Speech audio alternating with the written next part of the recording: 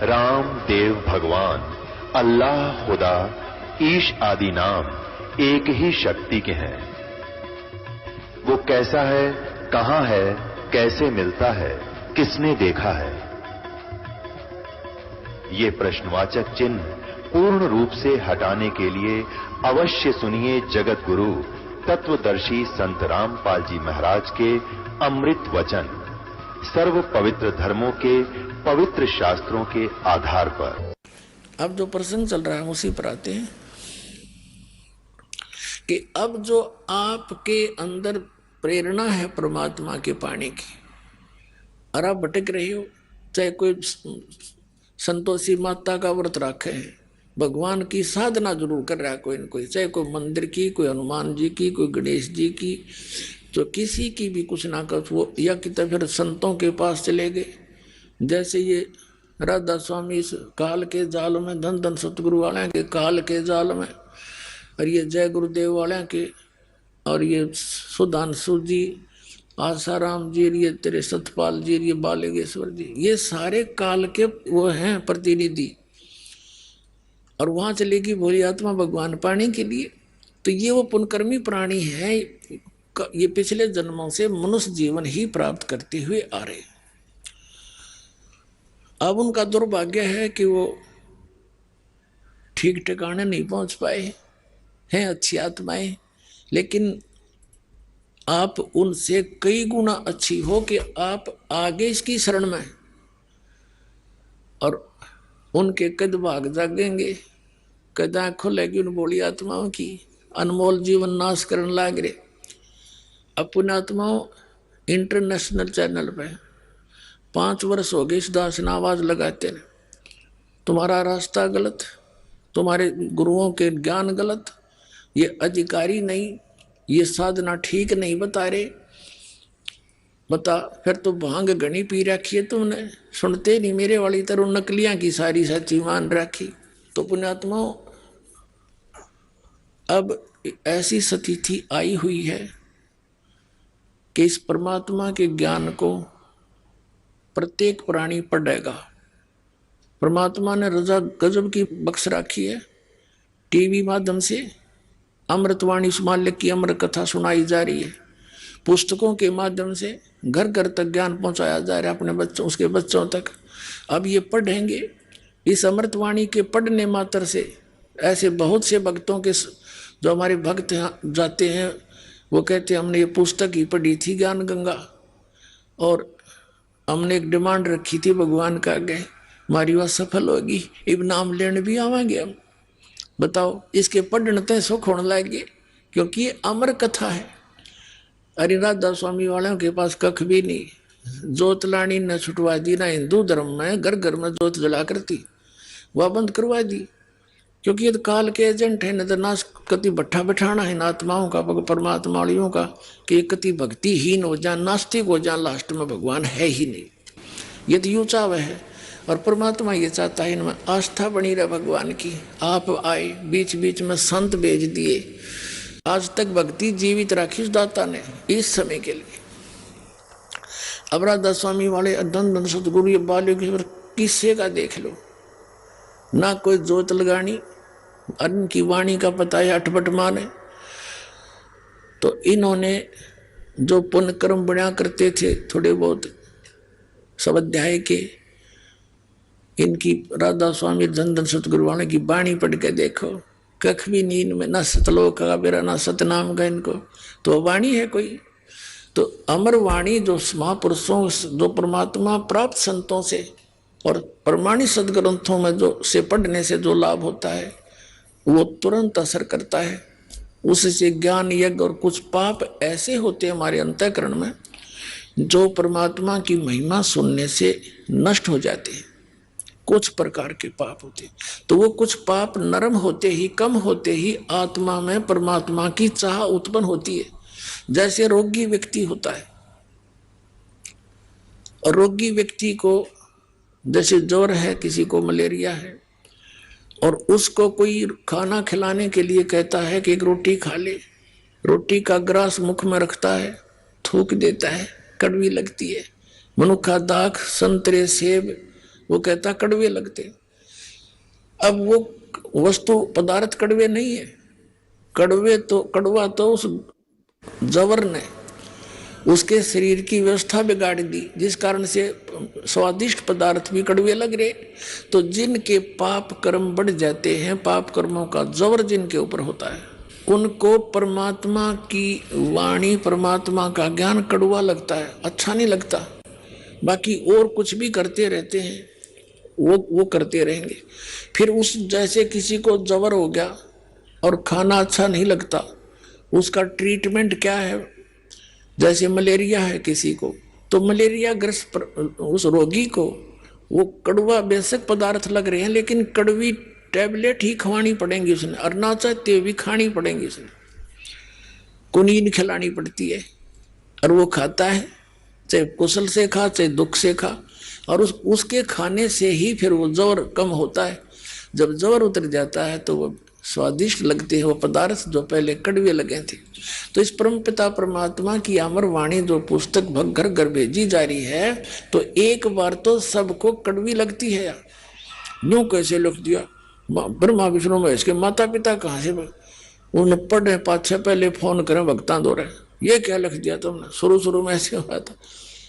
अब भाई ने पढ़ लो, प्रमाण दे रखे, दर्श नंबर लिख रहा कि आपके सदग्रंथों के उनमें लिखा हुआ है। हमने तो सिर्फ उनसे सदग्रंथों से ही निकाल कर इसमें कॉपी कर रखी है और थोड़ा सा विश्लेषण किया है कि ये देखो इसमें तो ये न्यू लिखा, तुम्हें बताया गया ये नाश अविनाशी है ब्रह्मा विष्णु महेश, इनके कोई माता पिता नहीं, और इसमें इनके माता पिता लिखे। तो अब वो पढ़ रहे हैं, चाहे ना चाहते हुए भी, उनमें त्रुटि देखने के लिए भी कोई पढ़ता है तो भी उसके पुण्य बन जाते हैं, क्योंकि अमर वाणी है। अब उस कुनीन को चाहे फाका वैसे मार लो, चाहे किसे कहे तो खा लो, वो तो अपना काम करेगी।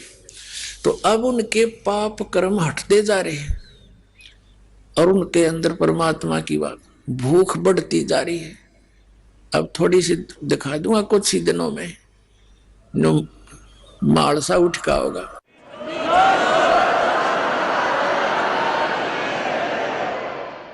इस परमात्मा की अमर वाणी जो स्पीकर लगा के सुनाई जाती है, घर घर में चलती है, पड़ोसियों को भी लाभ होता है, ये सत्कर मान लेना।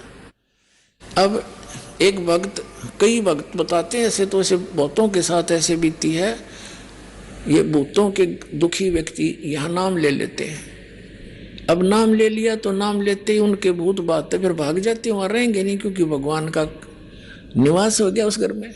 तो फिर पड़ोसियां के जाएंगे, अपने दूसरे और कहीं जाएंगे, तो दूसरे ये कहते हैं कि तुमने हमारे ऊपर जंतर मंत्र करा दिया और सारे भूत हमारे छोड़ दिए। अब कमाल के आदमी हो, आम जंतर मंत्र जानते नहीं, ना पकड़ना जानते, भूता ना छोड़ना जानते। हम तो एक ऐसी भक्ति विधि बताते हैं, जैसे जिस घर में ऑल आउट लगा दी, ऑल आउट लाए पाछे फिर मच्छर आप पे बार दूसरे के चले जाएंगे जिनका ऑल आउट को नहीं। तो परमात्मा की यह वाणी और ये मंत्र, ये भक्ति दे दी जाती है, ये ऑल आउट है, वहां नहीं रह सकते। कबीर साहब कहते हैं देवी देव ठाड भये, ये देवी देवता मेरे आगे आके खड़े हो गए हाथ जोड़ के, हमको ठोर बताओ। तो कबीर साहब कहते हैं जो मुझको पूजा नहीं उनको लूटो खाओ।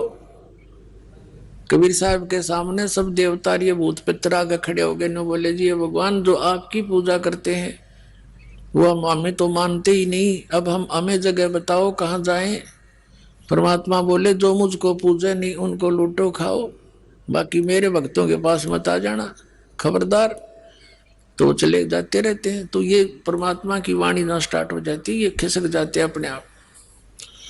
तो वो भगत बताओ इन्होंने कहा जी वो पड़ोसी दूसरे भाई चाचे ताऊ हमारे शरो हैं, तुमने हमारा जंतर मंत्र करा दिया, तो उनको भी ये कहो भी आप भी ऑल आउट ले लो, आज जो मेरे हमारे साथ चलो, ये सारे भाग जाएंगे सबके। तो वह उनके भाग में को नहीं। तो कहने का भाव ये पुण्यात्माओं जो प्रसंग है वहीं आते हैं। अब आप जी उन पुण्यात्माओं में से हो साधों से ती मस्करी, चोरों नाल खुशाल, ये मल अखाड़ा जीतेंगे भाई युगन युगन के माल। माल माने पहलवान। अब पहलवान जब उसकी आमना सामना होगा कुश्ती का, तो वही हारे जीतेगा, वही विजयी होगा जिसने पहले एक्सरसाइज कर रखी हो। तो पुण्यात्मा तुम युगों युगों के माल हो, युगों युगों से भक्ति के लिए तड़फ रहे हो, चल रहे हो, फिर रह जाते हो किसी गलती से। तो अब वो समय मिल गया आपको, अनेकों कष्ट उठा के, और जय इसने चूक गए ये सत्कर मान लेना।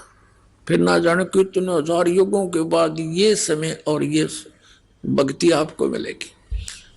आपका सौभाग्य, आपको ऐसे समय में जन्म, धन है आपके माता पिता जिनसे जन्म हुआ, और इसका पूर्ण लाभ उठाना। जो दास प्रसंग कर रहा था उसको आगे चलते हैं। गोता मारू स्वर्ग में, जा बैठूं पाताल, कहे कबीर ढूंढता फिरूं हूं अपने हीरे मोती लाल।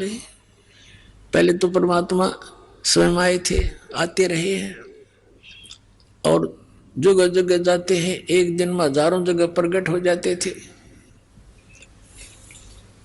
और अपनी प्यारी आत्माओं को कहीं भी खड़े होकर के जैसे मदारी तमाशा दिखाया करें, ऐसे खड़े होकर के अपने मुख कमल से वो सच्चिदानंद घन ब्रह्म की वाणी बोलने लग जाते, अपनी वाणी।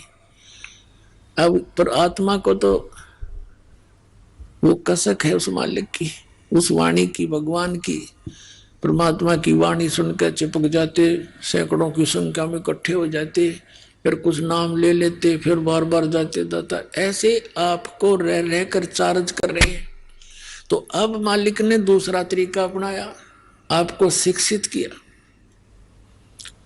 अक्षर ज्ञान युक्त किया, और ये जो इंटरनेट वगैरह और ये जो चैनल बनाए परमात्मा ने, टीवी चैनल है, मोबाइल वगैरह बनाए, ये दाता ने दिया बुद्धि, ना जीव सतर की नहीं है। तो कितनी बात बनावे, उस परमात्मा ने इसलिए दिया है कि ये ज्ञान अब अपने बच्चों तक इस तरीके से पहुंचाऊंगा, ये शिक्षित हो गए।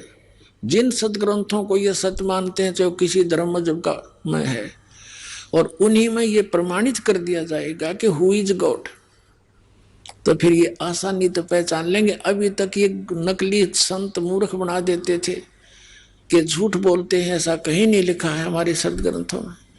तो इस जो बाधा थी अपने बीच में, भगवान की और अपने बीच में, वो इस अक्षर ज्ञान से निकल सके थी। नहीं तो इस अक्षर ज्ञान ने हमारे को बेईमान बना दिया, अभिमानी बना दिया। एक छोटी सी पोस्ट हो जाती है, कोई IAS IPS लग गया, मंत्री बन गया, मुख्यमंत्री बन गया है, अरे इतना आकड़ हो जाए इसमें, इस जीव के अंदर। और यह काल का जाल है। तो पुण्यात्मा, ये जिसमें अभिमान है उसके पास भगवान नहीं है, चाहे वो भगत है चाहे बिना भगत है, उसका कभी ना कभी ऐसी बिरान मट्टी होगी, सोच भी नहीं सकता। आप देखते हो कि राजा, ये मुख्यमंत्री हेलीकॉप्टर में जाओ था एक, और हेलीकॉप्टर में किस लिए जा रहा था, जाते मीटिंग अटेंड करूंगा और जलसे दूंगा, नो कर दूंगा, वो एक्सीडेंट में मर गया। अब क्या बनेगा? कबीर साहब कहते हैं, कबीर हरि के नाम बिना ये राजा रस भो, मट्टी लदे को मार के और घास ना डाल ले कोई। कितना बड़ा मुकदमा मोल ले लिया भी मतलब में।